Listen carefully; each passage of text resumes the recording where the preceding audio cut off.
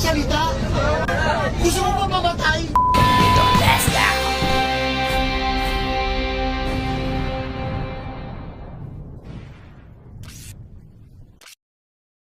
Mga kababayan, meron tayong nakita sa social media na eto meron daw umano na isa sa mga reliyista sa naganap na rally sa EDSA ay nangharang di umano ng isang motorista at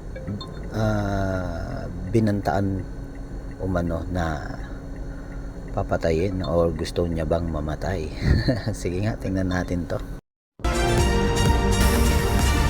Natapos na kagabi ang 3 araw ng kilos protesta na isinagawa ng isang religious groups. Una, ininakos ang 2 araw na protesta ng grupo sa EDSA White Plains na kalaunan ay inilipat sa Liwasang Bonifacio sa Maynila matapos na hindi pagbigyan ng Quezon City Local Government ang permit na mga ito para sa 3 araw ng protesta. Matatandaang nagdulot ng matinding traffic at marami ang nagreklamo ng maabala sa sorpresang rally ng grupo noong Martes ng umaga. Iyan ay matapos na ianunsyo ng Office of the Ombudsman ang gagawing paghahain ng kasong plunder laban kay Senator Rodante Marcoleta na may kaugnayan sa pagtanggap nito ng 75 million pesos na campaign donations na hindi nito idineklara sa kanyang SALN at SOCI.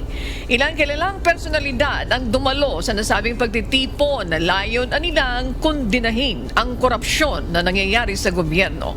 Nauna nang inihayag ng Malacanang na hindi sana magamit ang nasabing grupo ng destabilization laban sa pamahalaan. Kaya muna, bago natin pagpatuloy, napansin ko lang bakit kaya itinigil. 'Di ba? Okay na sana di ba? Ang ganda-ganda na kagabi na ang daming pumunta doon na mga Duterte supporters na inilalantad na yung corruption, sari-saring mga corruption, yung lalo na yung kay Greco Bellica tsaka kay Salvador Panelo. Ang gaganda ng mga sinabi nila ang bibigat talaga na talaga namang papunta na sana sa climax tapos biglang itinigil. Ba't kaya ganun, no? Nakapagtaka. Naalala ko nung nakaraan ganun din di ba, nung si Senator Amy nung ibinunyag niya no, sa second day na supposedly 3 araw na rally ng INC doon sa Quirino Grandstand. Pagkatapos na magbunyag ni Senator Amy na di umano ang ating mahal na presidente ay addict daw simula pagkabata pa, biglang nag-pack up yung mga INC. Bakit kaya ganun, no? Nakakapagtaka, no? Kasi parang naulit lang yung nakaraan.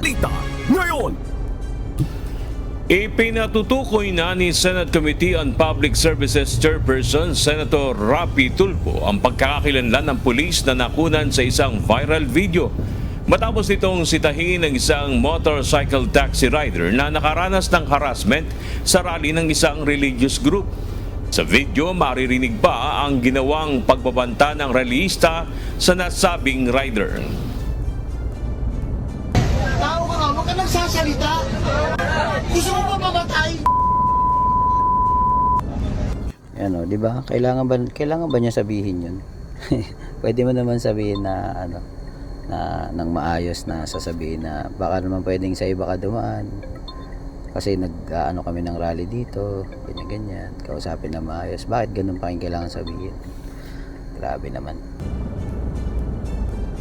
Bukod sa pagbabanta, sinasabing kinuha pa umano ng mga rallyista ang susi ng motorsiklo ng naturang rider. Pero imbis na umawat at tulungan ang rider ng isang pulis na naroroon, ang rider pa ang sinita ng pulis.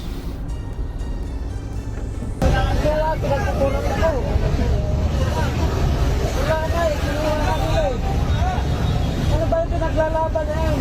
Bakit ganito? Tao rin naman ako dito sa Pilipinas Gusto ko yung pulis na yun, isa lang siya sa retraining. At pagalitan siya. Kasi mali yun Yung tao, overwhelmed na siya ng mga relihista. And then, sinisigawan siya, kinuha yung susi niya. At yung isa pa doon, binantan siyang papatayin.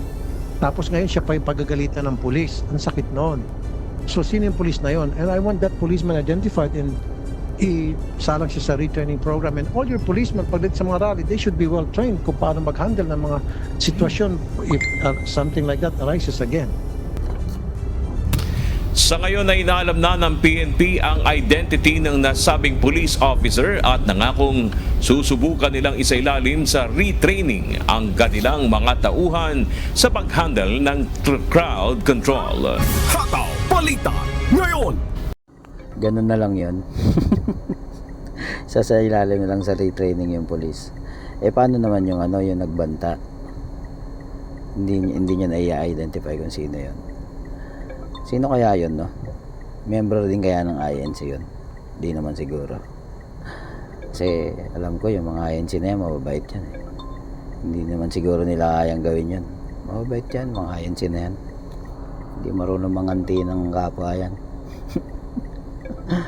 Subukan niya. Kahit pitikin nyo ilong yan, di kaya ano yun yan ng mga INC. Sobrang mabait na mga yan.